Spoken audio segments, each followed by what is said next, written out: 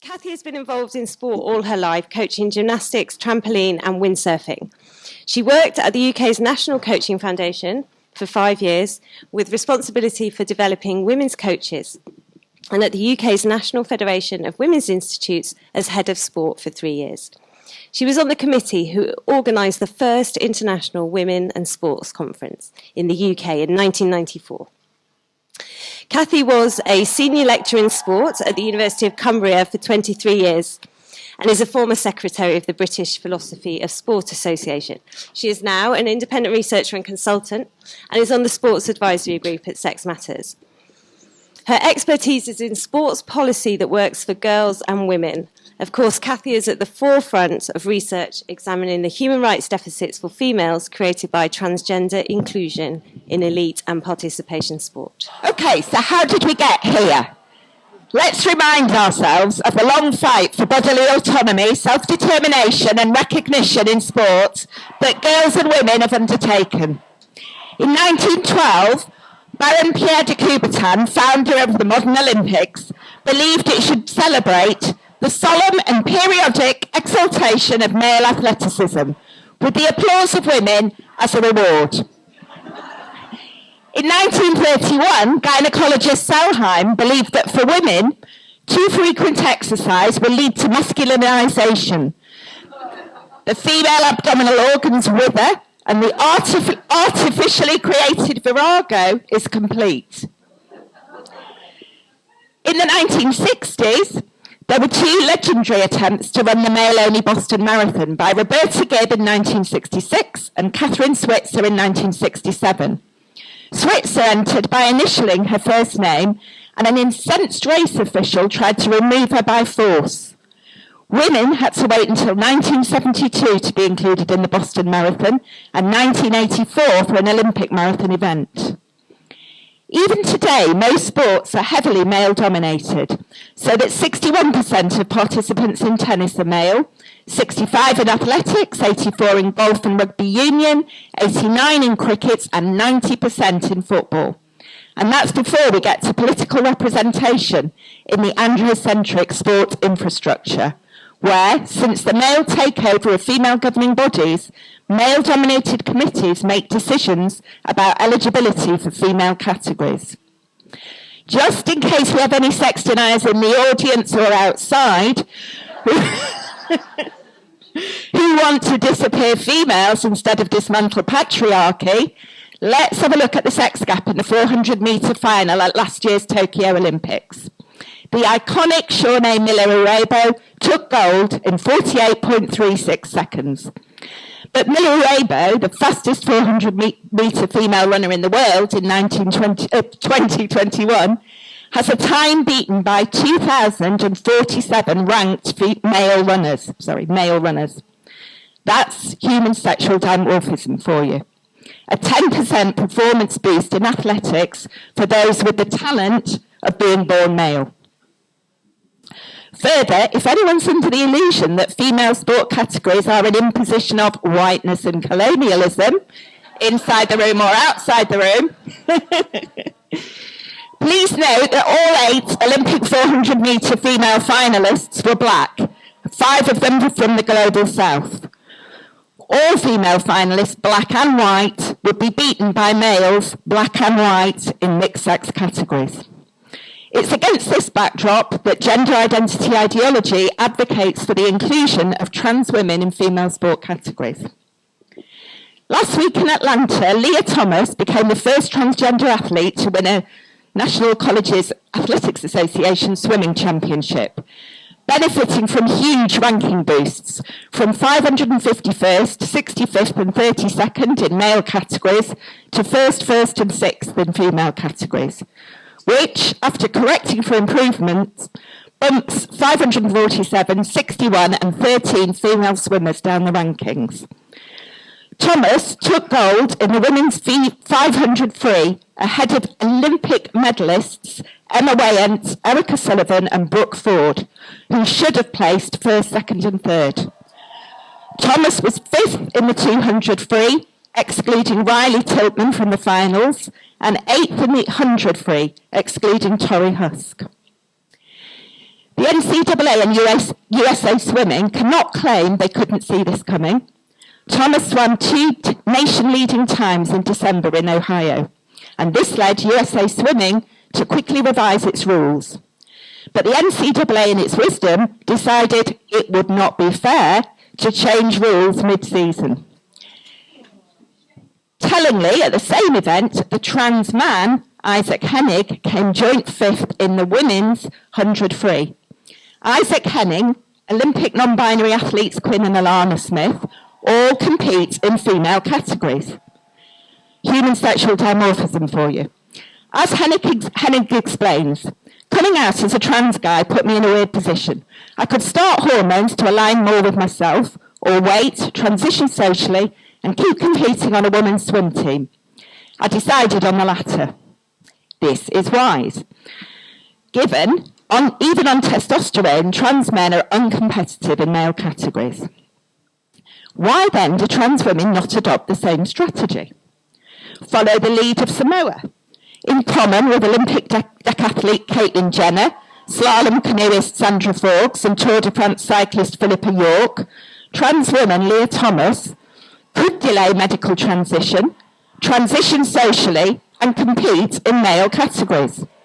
But transition from male to female categories gifts Thomas significant rankings boosts due to male advantage, and crucially, the rules allow it. This exemplifies the sexism and discrimination against all female athletes inherent in gender identity eligibility criteria for opposite sex categories. It significantly boosts the rankings of trans women, males, whilst those of females, trans men, non-binary, and female athletes who identify as neither take a nosedive. It's patriarchal sport made over for the 21st century. Gender identity ideology masks an underlying androcentric sport infrastructure where male rights and inclusion dictate the agenda. Same old, same old. In the UK, we have our own rights clash building in British cycling. Emily Bridges has just won bronze in the men's team pursuit and gold in the men's point race at the British University and Colleges Sport Track Cycling Championships. But this year, Bridges looks set to compete in the women's category at the Commonwealth Games, bumping a female cyclist from the team.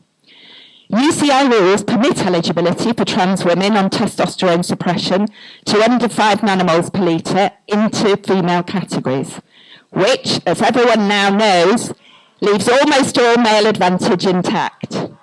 So Bridges is set to challenge our elite female cyclists for the national and possibly the 2024 Olympic teams. The big question is, will Bridges beat Dame Laura Kenny, Britain's joint most decorated female Olympian, with an Olympic haul of 5 golds and 1 silver? Bridges has the times to do it, we believe.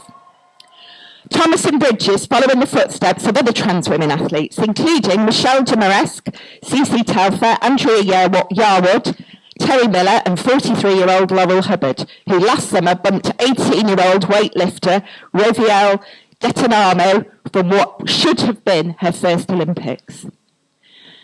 All benefit from significant rankings boost at the expense of female athletes, and crucially, the rules allow it.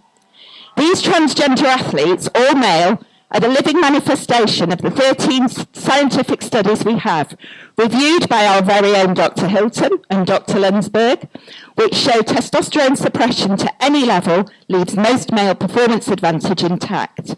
We do not have a scientific fix to create a level playing field. So sport policy must step up. Neither sport nor gender identity are explicitly recognised as human rights in the International Bill of Human Rights. In contrast, rights on the basis of sex are referred to 47 times. Plus, the Convention on the Elimination of All Forms of Discrimination against Women addresses the human rights of women based on sex and requires states to take all appropriate measures to eliminate discrimination against women and ensure, on a basis of equality of men and women, the same rights, in particular, the right to participate in sports. In the absence of global government, the international sporting infrastructure is largely unaccountable. and IOC policy is captured by gender identity ideology.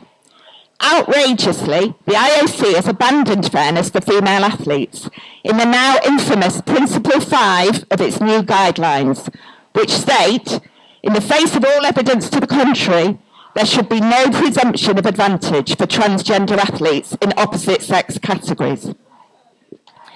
However, in Britain, the Equality Act legally protects women from discrimination on the basis of sex. Section 195 upholds the legality of single-sex sport in sports of a competitive nature in which the physical strength, stamina or physique of average persons of one sex would put them at a disadvantage compared to average persons of the other sex. But the Act must be implemented. The UK Sports Council shape the sporting infrastructure and are named in the Equality Act and subject to the public sector equality duty in Section 195. One of their overarching functions is the distribution of public money and investment in national governing bodies of sport. In 2018-19, Sport England alone invested £260 million of national lottery and exchequer funding and claimed, "We will create a clear line of sight between each investment and the contribution it can make to overarching outcomes." Implementing the law requires robust policy rather than policy by litigation. The sports councils are responsible for ensuring their investment decisions comply with the law. The Sports Council Equality Group Transgender Guidelines have rightly concluded that fairness in sex-affected sports is incompatible with self-identification into female categories.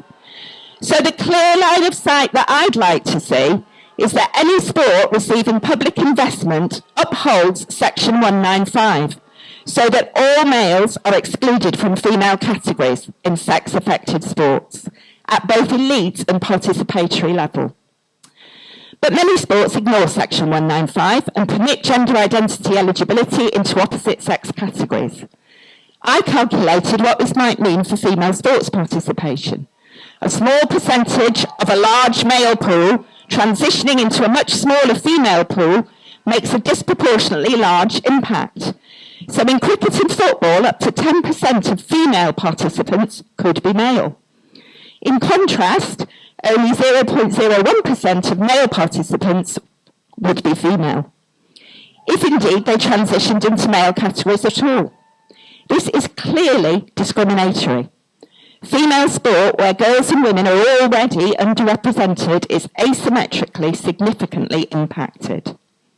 Finally, the most important question: what do girls and women want? All the evidence shows female athletes do not consent to inclusion of trans women with male advantage in female categories. My research asked 19 female Olympians their views, and this is what they said. Quote, "New guidelines do not level the playing field or protect equal opportunities for female athletes to achieve success. Our human rights to equal opportunities are not being protected. Why don't women matter? I am in support of people living however they choose, but to try and say this wouldn't disadvantage women is a lie. In the US, more than 3,000 athletes, including almost 300 members of the US Olympic, Paralympic and national teams, are among 5,500 stakeholders who signed a petition calling on sports authorities to acknowledge that sex matters and for categorisation based on biological sex. The sports bodies that have respected the rights of female athletes have developed evidence-based policy through a transparent and robust process. World Rugby and the Sports Council Equality Group both conducted extensive consultation with female athletes. So democratic sport governance is long overdue. Respecting the human rights of female athletes means the right to self-determination. Female athletes should decide eligibility criteria for female categories, as they used to. Similarly, transgender athletes should decide their preferred category solutions. They must exclude female categories in sex-affected sports for fairness and safety reasons, and because female athletes do not consent. So finally, the options include, in order of my preference: 1, single-sex sport categories with a focus on reforming male sport to welcome all gender non-conforming males. 2, additional categories. 3, same-sex categories with parallel results and prizes. And 4, open categories and dedicated female categories. Controversially, maybe, I'm not a fan of 4. It's asymmetrical, and women have fought for decades for equal billing and status with men. Open and female echoes for me sport and women's sport. Plus, trans men and female non-binary athletes are uncompetitive in male categories. So in conclusion, female single-sex categories are essential to the rights of girls and women to equal opportunities and fair inclusion in sport. Including athletes in opposite-sex categories via gender identity eligibility criteria is a solution that does not work for females. Female athletes should not become the second sex in their own dedicated female categories. We do not consent.